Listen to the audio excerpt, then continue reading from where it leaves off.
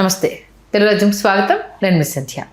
ఏపీలో స్థానిక సంస్థల ఎన్నికల వేడి స్టార్ట్ అయ్యిందా?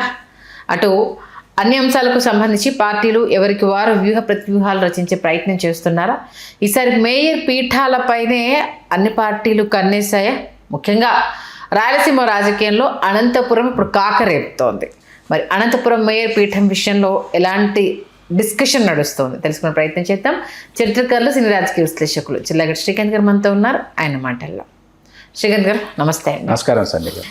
కాసేపటి క్రితమే మనం లోకల్ తాడిపత్రి దాని గురించి, రాయలసీమ ధర్మవరం గురించి మాట్లాడుకున్నాము. ఇమీడియట్గా ఇప్పుడు మేయర్ పీఠం గురించి, అదే రాయలసీమ ప్రాంతానికి సంబంధించి అనంతపురం గురించి మాట్లాడుకుంటున్నాం. ఏంటి వెంటనే అంటే అంత పొలిటికల్ హీట్ రాయలసీమలో ప్రస్తుతం ఉందంటారా?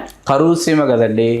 కరువు సీమలో కరాళ నృత్యం చేసేటటువంటి చోట ఆకలి కోసం అన్నార్తులు చేసేటటువంటి ఆర్తనాదాలతో పాటు తెలియకుండా వర్గస్పృహ, సామాజిక చైతన్యం, రాజకీయ చైతన్యం కూడా వెల్లువిస్తాయి. పొట్ట చేత పట్టుకొని అనంతపురం జిల్లా నుంచి అత్యధిక శాతం కర్ణాటకకి, మరీ ముఖ్యంగా బెంగళూరుకి వలస వెళ్ళిపోతారు. బెంగళూరులో ఇమడలేదు అనుకున్న వాళ్ళు, ఇమడలేము అనుకున్న వాళ్ళు హైదరాబాద్కి వస్తారు. అంతకుమించి వాళ్ళు చేయగలిగింది ఏమీ లేదు. కాకపోతే ఏంటంటే అక్కడ రాజకీయాలు చాలా రసవత్తరంగా, సామాజిక, రాజకీయ, సాంస్కృతిక చైతన్యంతో వెల్లువిరుస్తాయి. మరి ముఖ్యంగా అనంతపురం నియోజకవర్గానికి వస్తే చాలా విభిన్నమైనటువంటి ఒక నియోజకవర్గం. ఎందుకంటే తరిమేల నాగిరెడ్డి గారిని శాసనసభకి, నీలం సంజీవ్ రెడ్డి గారు లాంటి వాళ్ళని లోక్సభకి పంపించినటువంటి చరిత్ర ఉన్నటువంటి ఉమ్మడి అనంతపురం జిల్లా గురించి మాట్లాడుకోవాల్సి వస్తే, ఆ తర్వాత మీకు ఆందోళన్ రెడ్డి గారిని ఆయన 2 సార్లు, తర్వాత బి గురునాథ్ రెడ్డి గారు, బి నారాయణ రెడ్డి గారు సోదరులు బి గురునాథ్ రెడ్డి గారు, నారాయణ రెడ్డి గారు 4 సార్లు, గురునాథ్ రెడ్డి గారు 2 సార్లు, వాళ్ళు కాంగ్రెస్ తర్వాత వైకాపాలో వాళ్ళు ప్రాతినిధ్యం వహించారు. అనంత వెంకటరెడ్డి గారు, అనంత వెంకటరామరెడ్డి గారు శాసనసభ్యులుగా రాణించారు, లోక్సభ సభ్యులుగా రాణించారు. అట్లాగే ఇక్కడ 1985లో ఎన్టీ రామారావు గారు బలిజలు అత్యధిక సంఖ్యలో ఉన్నారు కాబట్టి బలిజలకి స్థానాన్ని నేను కేటాయిస్తానని నాయని రామకృష్ణ అనేటటువంటి అభ్యర్థిని నించోబెట్టి గెలిపించుకున్నటువంటి చరిత్ర కూడా అనంతపురానికి ఉంది. అనంతపురం సహకార బ్యాంక్ చైర్మన్ ఏదైతే ఉందో అది సంప్రదాయంగా తరతరాలుగా, దశాబ్దాలుగా బలిజలకే కేటాయిస్తూ వస్తున్నారు. బుట్నా గోపాలకృష్ణ గారని స్వాతంత్ర సమరయోధులు, ప్రస్తుతం వారు లేరు. వారు అక్కడ వామపక్ష భావజాలాలతో కూడినటువంటి వామపక్ష పార్టీలతో ఆయన ప్రయాణాన్ని ప్రారంభించి ఆ తర్వాత విభేదించి కాంగ్రెస్ పార్టీలో చేరి ఎందరికో మార్గదర్శకంగా నిలిచినటువంటి నేత బుట్నా గోపాలకృష్ణ గారు. వారి నిజంగా అనంతపురం పిత అని చెప్పచ్చు, అంత గొప్ప నేత. అటువంటి నియోజకవర్గం అనంతపురంలో. ఆ తర్వాత మీకేమైందంటే ఒకసారి సిపిఐకి మధ్య మార్గంగా కేటాయించాల్సి వచ్చింది. కె రామకృష్ణ గారిని యాదవ సామాజిక వర్గం వారప్పుడు గెలుపొందడం జరిగింది.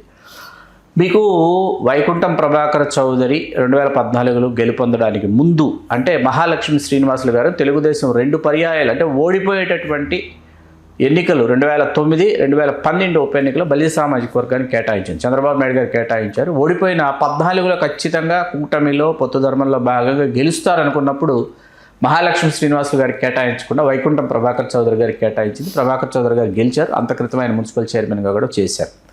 ఈవేళ మనం మేయర్ పీఠం గురించి మాట్లాడుకోబోయే ముందు నిన్నటికి నిన్న, మొన్నటికి మొన్న వైకుంఠం ప్రభాకర్ చౌదరి గారు ప్రెస్ మీట్ పెట్టి మరి స్థానిక తెలుగుదేశం శాసనసభ్యులు దగ్గుబాటి వెంకటేశ్వర ప్రసాద్ గారిని దారుణంగా విమర్శించడం జరిగింది. 2 సంవత్సరాల కాలంలో తెలుగుదేశం పార్టీ మీద కాకుండా అసలు దగ్గుబాటి వెంకటేశ్వర ప్రసాద్ మీద కనీవిని ఎరిగిన వ్యతిరేకత నియోజకవర్గంలో పెరిగిపోయిందని ఆయన చాలా ఆధారాలతో కూడినటువంటి చిట్టాని వినిపించడం జరిగింది. తెలుగుదేశం పార్టీ హైకమాండ్కి విషయాన్ని తీసుకువెళతానని చెప్పడం జరిగింది. ఆయన 2019 ఎన్నికల్లో అనంత వెంకటరామరెడ్డి గారు గెలిచారు, వైకుంఠం ప్రభాకర్ చౌదరి గారు ఓడిపోయారు. 24 ఎన్నికల్లో బలిజ సామాజిక వర్గానికి ఇటు వైకాపా అటు తెలుగుదేశం కేటాయించాలని అనుకున్నప్పటికీ తిరిగి కమ్మారెడ్డి సామాజిక వర్గాల మధ్య ఆ ఎన్నికలు జరగటం, కమ్మ సామాజిక వర్గానికి చెందిన స్థానికేతరుడైన దగ్గుబాటి వెంకటేశ్వర ప్రసాద్ ఇక్కడికి వచ్చి పోటీ చేసి గెలుపొందడం, కూటమి ప్రభంజనంలో వారు గెలుపొందడం జరిగింది.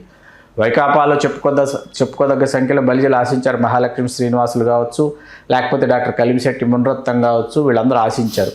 తెలుగుదేశంలో కూడా సహకార బ్యాంక్ చైర్మన్ అయినటువంటి జేఎల్ మురళీధర్ రాయలు లాంటి వాళ్ళు ఆ స్థానాన్ని ఆశించడం జరిగింది.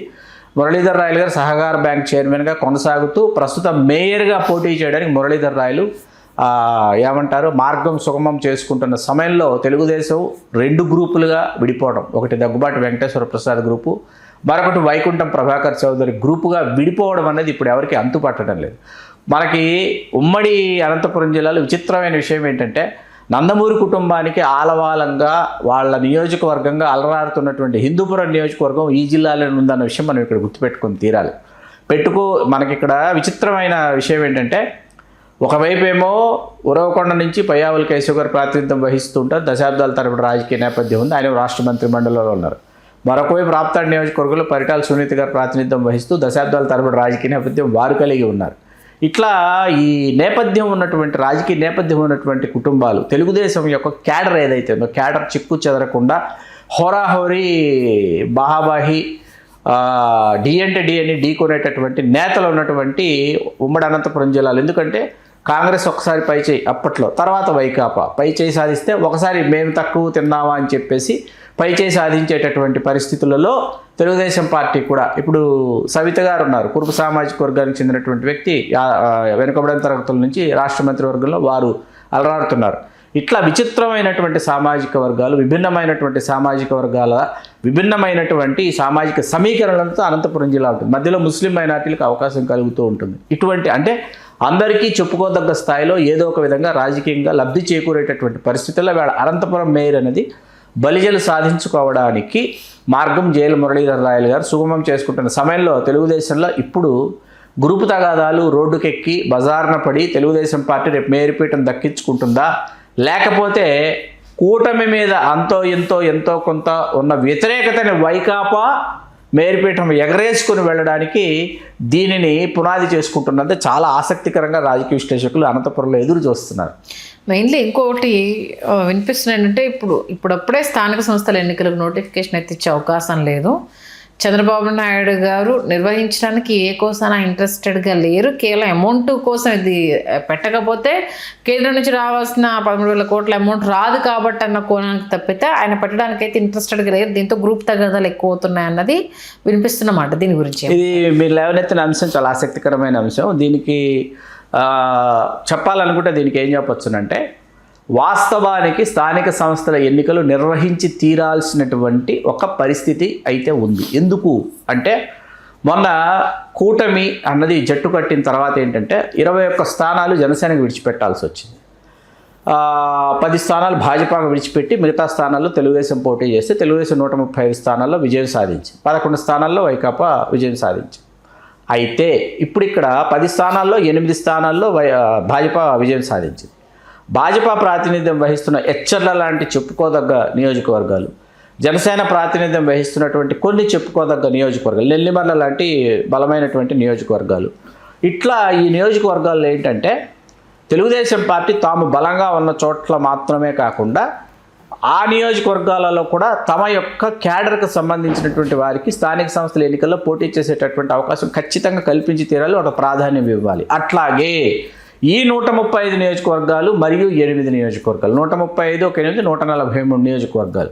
ఈ 143 నియోజకవర్గాల్లో జనసేన ఏ నియోజకవర్గాలు స్థానిక సంస్థల ఎన్నికల కోసం మనం అడగొచ్చు, కోరి మనం వాటిలోకి ఎట్లా మనం ప్రవేశించవచ్చు అనేటటువంటి వ్యూహాత్మకమైనటువంటి ఆలోచన జనసేనకు కూడా ఉందన్నమాట. కాబట్టి ఇక్కడ ఆశించినటువంటి ఆశావాహుల సంఖ్య అటు తెలుగుదేశంలోనూ ఉన్నారు, ఇటు జనసేనలో చాలా ఎక్కువ మంది ఉన్నారు. జనసేన కోసం కృషి చేసినటువంటి వాళ్ళు ఆయా నియోజకవర్గాల్లో చాలామంది ఉన్నారు.